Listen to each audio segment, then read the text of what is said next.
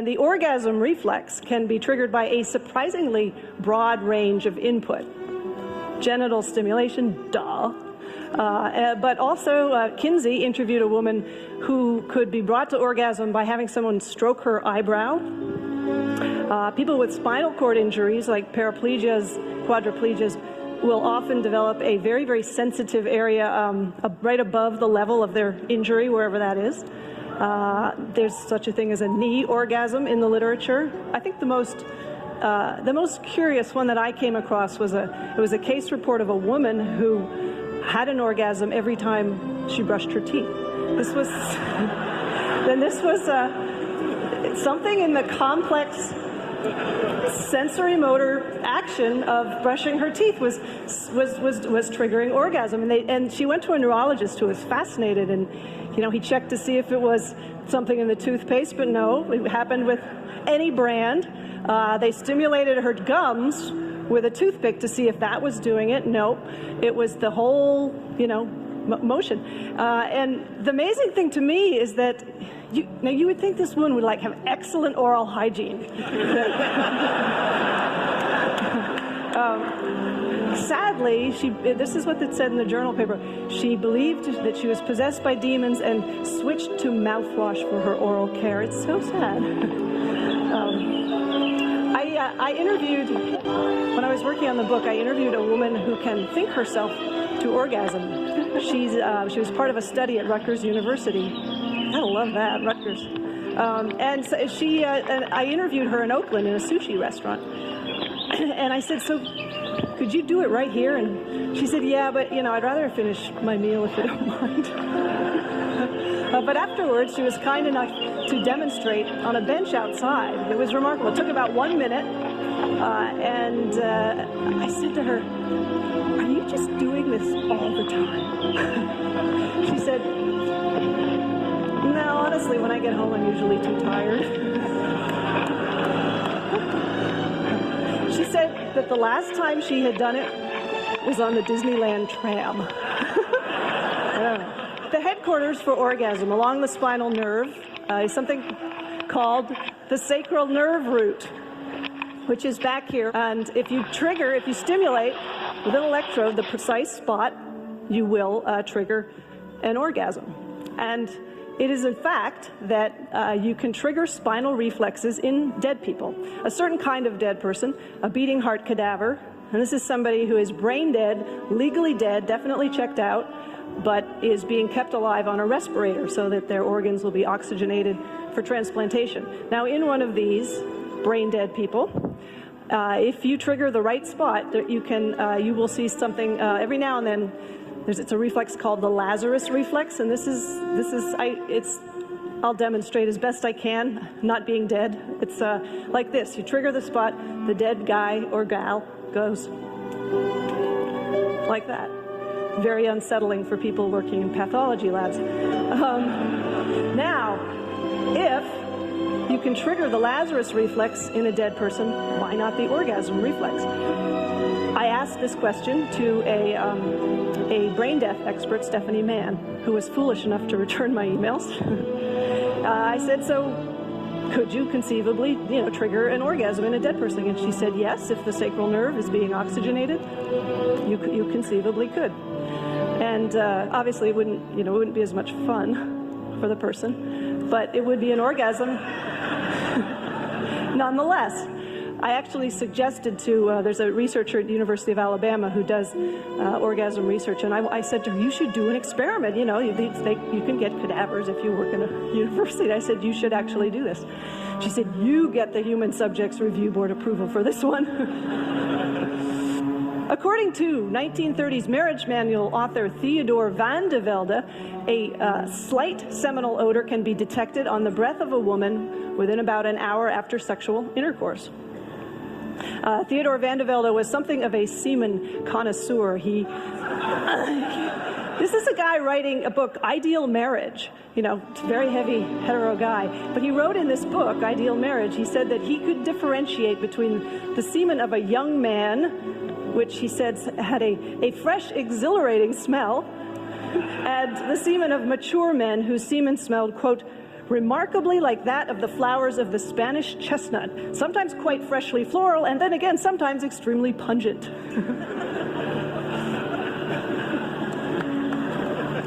Okay, in 1999, in the state of Israel, a man began hiccuping. And this was one of those cases. It went on and on. He tried everything his friends suggested. Nothing seemed to help. Days went by. At a certain point, the man, still hiccuping, had sex with his wife. And lo and behold, the hiccups went away. And he told his doctor, who published a case report in a Canadian medical journal under the title, "Sexual Intercourse is a Potential Treatment for Intractable Hiccups." I love this article because at a certain point they suggested that unattached hiccupers could try masturbation. I love that because there's like a whole demographic, unattached hiccupers. No, married, single, unattached hiccupper. In the 1900s, early 1900s, gynecologists, a lot of gynecologists, believed that when a woman has an orgasm, the contractions serve to suck the semen up through the cervix and sort of deliver it really quickly to the egg, thereby upping the odds of conception. It was called the upsuck theory. And if you go all the way back to Hippocrates, physicians believed that orgasm in women was not just helpful for conception, but necessary. You would have the doctors back then were routinely telling men the importance of pleasuring their wives. Marriage manual author and semen sniffer Theodore Van de Velde has a line in his book. I love this guy. I got a lot of mileage out of Theodore Van de Velde. He had this line in his book that supposedly comes from the Habsburg monarchy, where there was an Empress Maria Theresa who was having trouble conceiving, and apparently the royal court physician said to her, "I am of the opinion that the vulva of your most sacred majesty be titillated for some time prior to intercourse." It's apparently, I don't know, on the record somewhere. Masters and Johnson, now we're moving forward to the 1950s. Masters and Johnson were upsuck skeptics, which is also really fun to say. They didn't buy it, and they decided, being Masters and Johnson, that they would get to the bottom of it. They brought women into the lab, I think it was 5 women, and outfitted them with cervical caps containing artificial semen. And in the artificial semen was a radio-opaque substance such that it would show up on an X-ray. This is the 1950s. Anyway, these women sat in front of an X-ray device and they masturbated, and the Masters and Johnson looked to see if the semen was being sucked up. Did not find any evidence of upsuck. You may be wondering, how do you make artificial semen?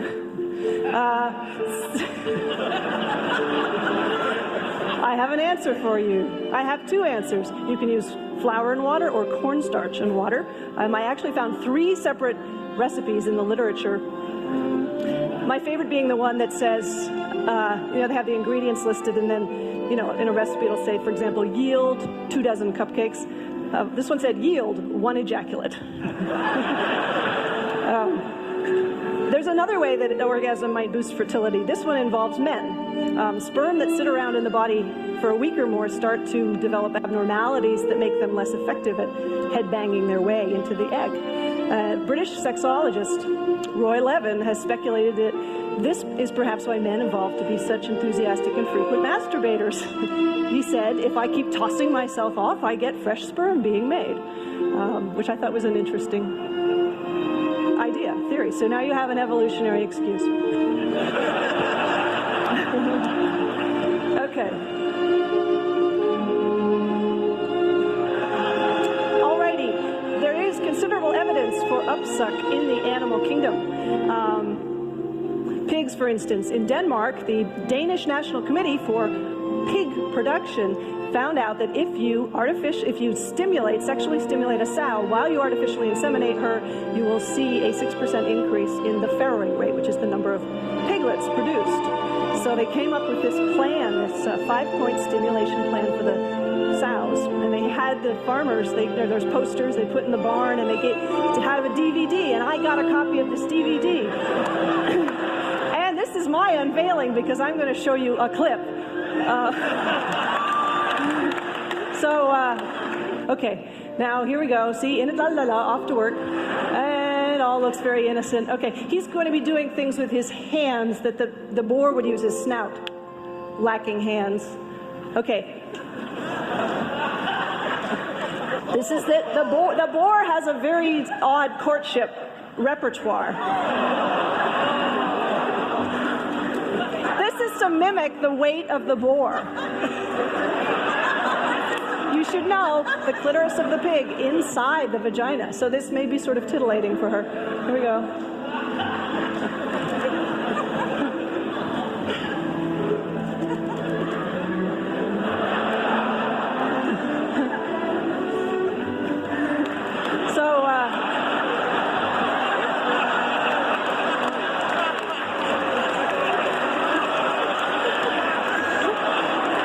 And the happy result. I love this video. There's a point in this video towards the beginning where they zoom in for a close-up of his hand with his wedding ring, like as if to say, it's okay, it's just his job. He really does like women. Okay, now I said when I was in Denmark, my host was named Anne-Marie, and I said, so why don't you just stimulate the clitoris of the pig? Why don't you have the farmers do that? That's not one of your 5 steps. She said, I have to read you what she said because I love it. She said, it was a big hurdle just to get farmers to touch underneath the vulva. So we thought, let's not mention the clitoris right now.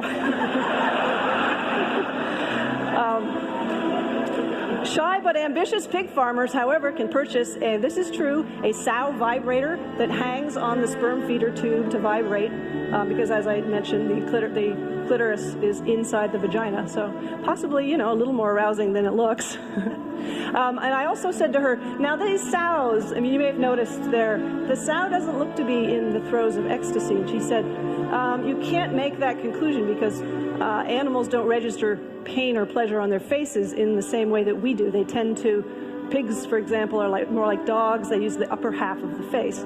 The ears are very expressive. So you're not really sure what's going on with the pig.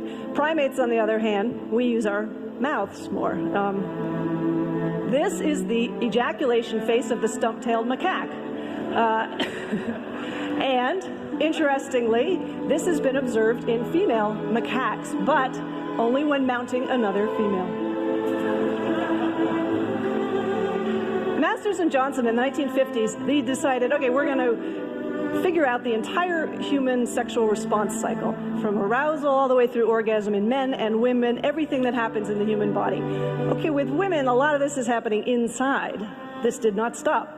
Masters and Johnson, they developed an artificial coition machine, and this is basically a penis camera on a motor. There's a phallus, clear acrylic phallus with a camera and a light source attached to a motor that's kind of going like this, and the woman would have sex with it, and that's what they would do. Pretty amazing. Sadly, this device has been dismantled. This just kills me, not because I wanted to use it. I wanted to see it. One fine day, Alfred Kinsey decided to calculate the average distance traveled by ejaculated semen. This was not idle curiosity. Dr. Kinsey had heard, and there was a theory kind of going around at the time, this being the 1940s, that the force with which semen is thrown against the cervix was a factor in fertility. And Kinsey thought it was bunk, so he got to work. He got together in his lab 300 men, a measuring tape, and a movie camera. And in fact, he found that in 3/4 of the men, the stuff, it just kind of slopped out. It wasn't spurted or thrown or ejected under great force. However, the record holder landed just shy of the 8-foot mark, which is impressive. Yes, exactly. Sadly, he's anonymous. His name is not mentioned. In his write-up of this experiment, in his book, Kinsey wrote, 2 sheets were laid down to protect the oriental carpets. which is my second favorite line in the entire oeuvre of Alfred Kinsey, my favorite being, cheese crumbs spread before a pair of copulating rats will distract the female, but not the male. Thank you very much.